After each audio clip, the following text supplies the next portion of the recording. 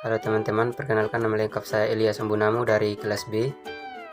Pada kesempatan kali ini saya akan mereview materi teori ilmu politik dan ilmu sosial tentang paradigma yang diasuh oleh Bapak Dr. Andos Laurensius Sairani, SOS MPA. Untuk tidak memperpanjang waktu, langsung saja pada materinya, yaitu paradigma. Paradigma secara singkat adalah cara pandang kita untuk memahami terhadap suatu fenomena sosial. Dari paradigma tersebut, kita dapat ketahui apa yang menjadi problem dalam suatu fenomena, sehingga dengan menggunakan paradigma, kita dapat menemukan solusi atau bagaimana cara untuk memecahkan suatu fenomena. Dari paradigma juga, kita dapat mendefinisikan suatu fenomena. Suatu fenomena akan berbeda-beda ketika kita menggunakan paradigma yang berbeda-beda pula. Contohnya, jika kita memahami tentang fenomena korupsi, apa yang menjadi penyebab korupsi dan bagaimana solusinya, di situ tentu akan berbeda-beda ketika kita menggunakan paradigma yang berbeda-beda. Paradigma satu menyatakan ini penyebabnya, begitu juga dengan paradigma lain.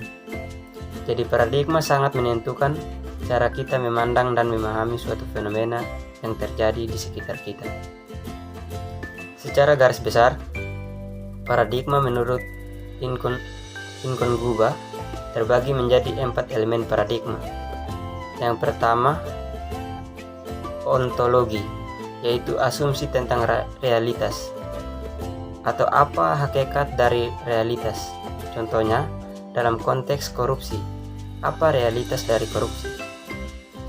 Yang kedua, epistemologi, yaitu asumsi tentang hubungan antara peneliti dan yang diteliti.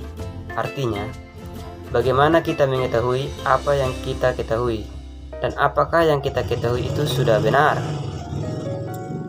Yang ketiga, metodologi, yaitu asumsi bagaimana peneliti memperoleh pengetahuan atau bagaimana kita memperoleh data-data atau fakta yang terjadi dalam sebuah fenomena. Yang keempat, aksiologis, yaitu manfaat pengetahuan atau bagaimana fenomena yang kita bahas dapat bermanfaat.